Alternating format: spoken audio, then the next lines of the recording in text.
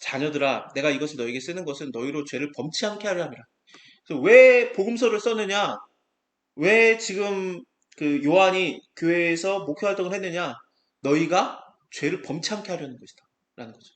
왜냐하면 죄를 범하는 것은 어둠에 행하는 것이기 때문에 그렇습니다. 죄를 우리가 떠나지는 못해요. 왜냐하면 우리는 다 죄인이에요. 저 사람보다는 내가 덜 죄인인데 그런 거 없습니다. 다 죄인이에요. 다 죄인인데 예수님이 다 그 죄를 해결하셨으니까 마음껏 죄를 져도 된다. 그 말을 하는 것은 로마서 6장에 나오는 그럴 수 없는 일합니다. 5장에서 예수 그리스도께서 다 우리의 죄를 해결했어? 그러면은 많이 해결받을수록 은혜가 많은 거니까 내가 더 죄를 져야 되겠다. 그렇게 말하겠느냐? 그럴 수 없는 일이라. 죄 가운데 거하고 있느냐. 예수 그리스도와 함께 우리가 장사된 바 되었는데 예수 그리스도와 연합되어서 우리가 십자가에서 죽은 거라면은 예수 그리스도께서 하나님 앞에서 살았는데 어찌 우리가 하나님 앞에서 살아나는 게 아니라 죄 가운데서 또 살아났느냐. 라는 거죠. 그래서 죄에서 해방되는 거예요. 죄를 안 짓는 거라기보다는 죄랑 상관이 없어지는 거예요. 죄에서 해방되고 죄에서 자유케 되는 거라고 바울은 로마서에서 얘기를 합니다. 그거를 바울이 교회들에게 얘기했던 로마서라는 바울의 서신 중에 제일 처음에 나오죠. 로마서가. 그가 제일 먼저 쓴 편지는 아니에요. 하지만 제일 초반에 나오는데 그 성경 순서상 거기서 얘기가 나오는 게 로마서에서 그러니까 교회들에게 말하는 편지에서 말하는 게 뭐냐면은 죄에서 자유로워지는 것이다라고 하는데 요한도 마찬가지로 교회들에게 보내는 편지에서 제일 먼저 말하는 게 뭐냐? 죄에서 자유로워지는 것이다. 죄가 싫어지는 거죠. 죄가. 이 범죄랑은 좀 달라요. 이게 성경에서 나오는 범죄랑 죄랑은 좀 다른데 성경에서 말하는 죄는 뭐냐면 하나님께 속하지 않은 것들을 하는 것입니다. 그러니까 하나님의 말씀을 떠나는 걸 얘기해요. 쉽게 말하면 계명을 떠나는 겁니다. 이 밑에 우리가 계명을 지키면은 우리로서 우리가 저를 아는 줄을 알 것이다라고 얘기를 하죠. 그래서 여기서 저를 아노라 하면서 그 계명을 지키지 않는 자는 거짓말쟁이다 그러면서 이 죄를 떠나는 것은 예수 그리스도를 통해서 죄가 이제 해방된 우리들은 계명을 지킨다라고 하는데 이 계명을 지키는 게 그러면 또 율법주의야? 그러면은 4장 열심히 지켜야 돼? 구약에서 나오는 4장, 신약에서 나오는 5장 열심히 지켜야 돼? 그 얘기를 하는 게 아니에요. 그 얘기를 하는 게 아니라 이 계명이라는 것을 굉장히 간단하게 얘기를 하기 시작할 겁니다. 이 얘기의 근거가 되는 건 뭐냐면은 그 말씀을 지키는 자는 그 하나님의 사랑을 참으로 그 속에서 온전케 되었다라고 하는데 하나님의 사랑과 연관이 있는 계명이에요. 그것은 무엇입니까? 너희가 서로 사랑하라죠. 예수님께서 요한복음에서 그 말을 하세요. 내가 너에게 새 계명을 주겠다. 너희가 서로 사랑하라. 라는 얘기를 합니다. 사랑의 계명이 뭐냐면은 감정이 아닙니다. 감정이라는 것은 내가 뭐 예수 믿는 거, 내가 하나님 믿는 거에 내가 마음이 뜨거워져 눈물이 저절로 나. 그리고 뭐 하나님의 그 마음이 느껴져. 예수 그리스도의 십자가만 생각해도 내 눈에서 막 눈물이 쏟아져. 근데 몇 년 지나면 어떻습니까? 눈물이 안 쏟아져. 내가 첫사랑을 버렸구나. 그러니 아니요. 그런 사랑을 얘기하는 게 아닙니다. 그런 사랑은 아니고, 예수님께서도 원하셨던 게 그 사랑이 감정적인 사랑이 아니에요. 감정적인 사랑은 성경에서 뭐라고 나오냐면 연인 간의 사랑이죠. 그냥 에로스라는 단어를 사용하는데 남자 여자 그냥 저쪽에 두고 둘이 일주일 동안 지내게 하면은 막 사랑이 싹 터요. 믿든 안 믿든 상관없어요. 하나님께서 그 사랑을 우리한테 요구하셨을까요? 아닙니다. 그 사랑이 아니라 예수님께서 우리에게 요구하셨던 사랑은 친구의 사랑, 필레오고 그 다음에 아가페, 신의 사랑을 얘기합니다. 그 베드로에게도 네가 나를 사랑하느냐, 아가페로 사랑하느냐, 신의 사랑으로 사랑하느냐, 친구의 사랑으로 사랑하는데요. 두 번째 일러 가라사대 네가 나를 신의 사랑으로 사랑하느냐, 친구의 사랑으로 사랑하는데요. 예수님이 세 번째 일러 가라사대 네가 그럼 나 친구의 사랑으로 사랑해? 세 번째 네가 나를 친구의 사랑으로 사랑하냐고 하시는 거로 시몬 베드로가 근심하여 가로되 친구의 사랑 맞는 것 같아요. 그러면은 네가 젊어서는 네가 원하는 대로 다닐 수 있지만 네가 늙어서는 네가 원치 않는 곳에 두 팔을 벌리고 죽으리라 라는 걸 얘기하시지 않습니까? 요한복음 21장에서. 처음에는 친구의 사랑이면은 얼마든지 예수 그리스도를 위해서 뛰어들면서 사역을 할 수 있어요. 친구로서 사역을 하지만 그게 아가페의 사랑으로 변하는 거죠. 그래서 신의 사랑으로 변하면 어떻게 되냐면은 신의 사랑 예수님께서 보여주셨죠. 무엇입니까? 순교예요. 죽는 거. 그래서 너가 나를 위해서 두 팔을 벌리고 죽을 수 있다. 그 얘기를 하시는 겁니다. 그래서 베드로가 베드로 후서에서 이제는 내가 죽을 때가 다 됐는데 장막에서 벗어날 때가 됐는데 그 전에 내가 너에게 말하겠다 그러면서 얘기를 하는데 그래서 자기가 이제 순교를 당할 거라는 걸 덤덤히 받아들이는 베드로의 모습이 나오거든요. 그것은 아가페의 사랑을 받았기 때문에 그렇습니다. 아가페의 사랑은 연인의 사랑 말고 다른 사랑들은 친구의 사랑이든 신의 사랑이든 그것은 사랑의 은사입니다. 사랑의 은사는 하나님께 받아야 돼요. 방언을 받듯이 받아야 되는 거고 가장 어려운 은사입니다. 그것은 가장 큰 은사라고 나오고 그래서 아무한테나 주지도 않고 아무한테나 요구도 안 해요. 여러분들 그럼 내가 뭐 순교에 당해야 되는구나 그러실 필요 없고 지금 IT에서 지금 뭐 납치가 일어났다는 얘기 들었어요. 예. 그분들이 나오는 게 옳았느냐 안 나오는 게 옳았느냐 모르죠. 근데 제 생각에는 괴롭다가 만약에 진짜 순교할 상황이 된다 그러면 하나님께서 그 덤덤함을 주세요. 아가페의 사랑을 하고 죽을 수 있어요. 그럼 나는 아가페의 사랑을 못 했는데 그러면 내가 억울한 거 아니냐? 글쎄요. 그 순교의 반열이라는 게 있긴 있는데 저는 그렇고 싶지는 않습니다. 그 대표적인 게 뭐냐면은 베드로는 순교했지만 요한은 늙어 죽었거든요. 그러니까 늙어 죽는 게 그렇게 나쁜 것도 아니에요. 그러니까 여러분들이 저는 베드로처럼 물에 뛰어들어서 나를 걷게 하소서 그럴 생각 없어요. 배에 타고 있을 거예요. 요한처럼. 그래서 예수님 어차피 배에 타 오르시니까 여러분들 너무 하나님 믿을 때 극단적으로 믿지 마세요. 뭐, 엄청난 그것을 경험하는 거 좋은데 안 그래도 하나님 믿는데 전혀 지장 없어요. 그러니까 그 4장이면 우리한테 요구하는 게 4장이었다니까요.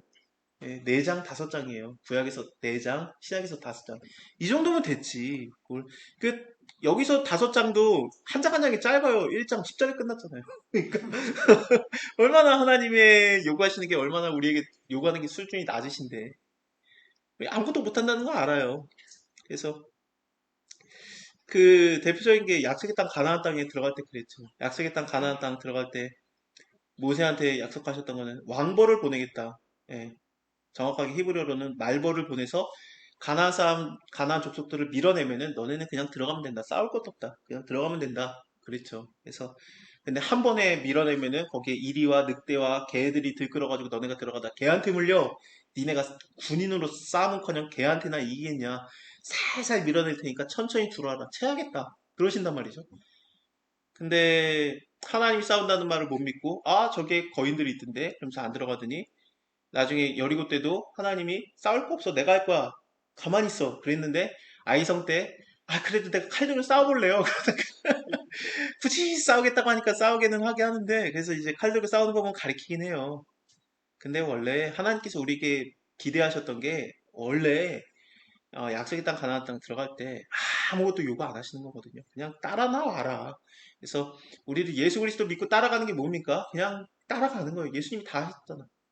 우리가 뭘 해? 그냥 따라가는 거지. 그러면은 하나님께서 어떻게 말하시냐면 너가 어, 주의 군사가 되었구나. 이렇게 인정을 해주시는 거죠.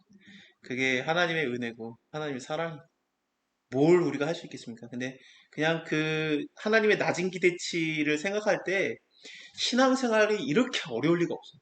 그래서 하나님의 말씀을 쭉 다시 보면은 이 계명을 지키라라는 얘기가 그렇게 율법으로 또 돌아가서 막 이거저거 하라는 얘기도 아니고 근데 계명으로 돌아가서 율법을 지켜도 4장, 5장, 9장밖에 안 돼요. 그러니까 그것도 별로 없어요. 해봤자.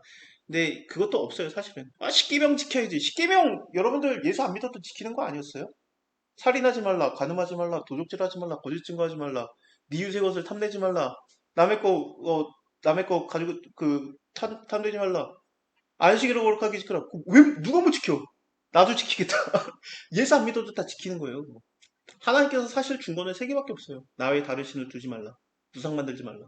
내 이름을 망령되이 고치 말라. 그거밖에 없어요. 안식일을 거룩하게 지켜라도 하나님 주신 계명 아니에요? 아니요, 안 믿어도 주일날, 토요일날 다 쉬는데? 예수 믿는 사람만 쉽니까?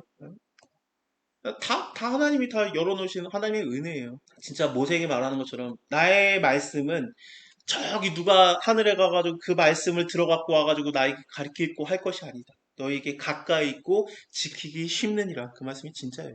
별거 안 요구해요, 하나님. 그것도 못할 거 알아. 그러니까 예수님이 오셨지. 그렇습니다. 그래서 여기서 계명을 지킨다라는 얘기는 뭐냐면은 내가 하나님 말씀을 안식일을 거룩하게 지켜라. 좋은데 지키세요. 주의 성수 당연히 해야지. 근데 그런 걸 얘기하는 게 아니라 이게 뭐냐면 계명이라는 게 뭐냐면은 말씀이에요. 계명을 지키다라는 건 뭐냐면은 예수 그리스도, 말씀이신 예수 그리스도를 사랑하는 자라는 얘기입니다. 네, 다른 계명이 없습니다.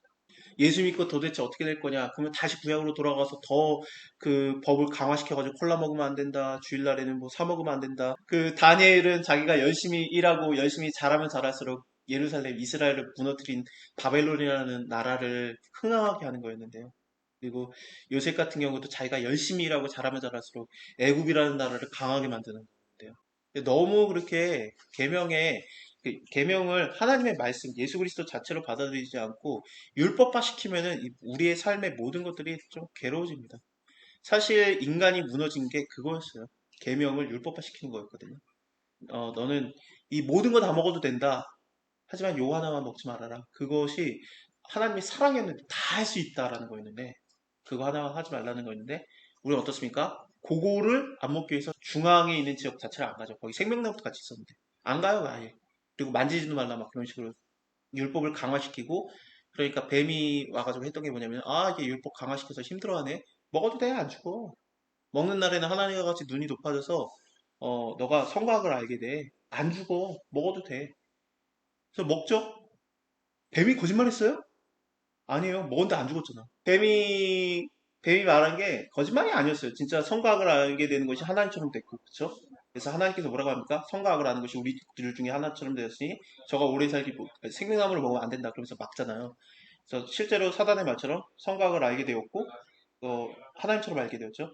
그 다음에 또 바로 죽지도 않았어요. 960년을 사니까. 뭐 그 정도면은 반영생한 거지. 죽긴 죽었지만.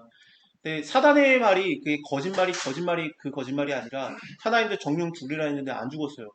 아담과 하와가. 그게 하나님의 거짓말이네. 사단은 거짓말이 아니고 진실을 얘기했는데 그게 아니라 성경에서 말하는 거짓말과 죽음이라는 건 뭐냐면은 지금 여기서도 우리가 계속 그걸 볼 겁니다만 거짓말은 하나님의 말씀을 못 지키게 하는 게 거짓말. 하나님의 말씀 먹지 말라라는 것을 먹었기 때문에 그게 계명을 못 지키기 때문에 거짓말이 되는 거고 그 다음에 정령 죽으리라고 했는데 안 죽었느냐? 죽은 거예요. 왜냐하면은 하나님의 말씀을 어김으로써 하나님의 말씀을 떠남으로써 말씀과 교제가 끝남으로써 그 생명이신 하나님과 떠났기 때문에 그 자체가 죽은 거예요. 살아있으나 죽은 거고 그렇습니다. 그래서 예수님께서도 요한복음에서 그가 나를 믿으면은 죽어도 살겠고 살아서 믿는 자는 영원히 죽지 아니하리라 그러는 거거든요. 그러니까 우리의 목숨을 얘기하는 게 아니에요. 정령 죽으리라. 하나님과의 교제가 끝나는 게 죽음.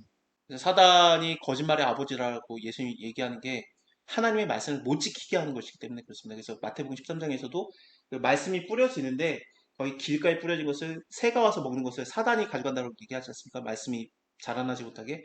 그래서 사단이 하는 일은 뭐냐면 우리가 말씀을 순종하지 못하게 하는 게 사단이에요. 말씀을 순종하게 되면 어떻게 되냐면은 하나님의 나라가 충만한 거. 물론 땅 따먹기 싸움은 아닙니다. 근데 사단이 무너지는 거는 오직 뭐냐면은 하나님의 말씀대로 순종하는 거에 대해서 사단이 무너지거든요. 그래서 하나님 말씀대로 순종하지 않았을 때 사단이 그 아담을 꿰차는 거잖아요. 그래서 하나님 말씀에 순종하지가 순종하지 않는가를 중요시 여기는 사단은 예수님 하나님도 그렇고 그래서 사단의 유일한 생각은 우리가 어떻게 하면 하나님 말씀을 못 지키게 할까 그 생각밖에 없어요. 그래서 말씀을 꼬아서 어렵게 만들든지 아니면은 달래가지고 그러든지 아니면은 고문을 하든지 그래서 하나님 말씀을 어떻게 하면은 못 지키게 할까 그 생각밖에 없어요. 그 우리가 말씀에 순종하면은 사단의 나라가 설 수가 없어요. 하나님의 말씀이신 예수 그리스도와 나와의 교제를 그 관계 사귐을 생각하셔야 됩니다. 그 사귐은 예수님께서 화목제물이 되시면서 이게 이루어집니다. 이거 잠깐 쉬었다가 이거 이어서 볼게요. 보십시다.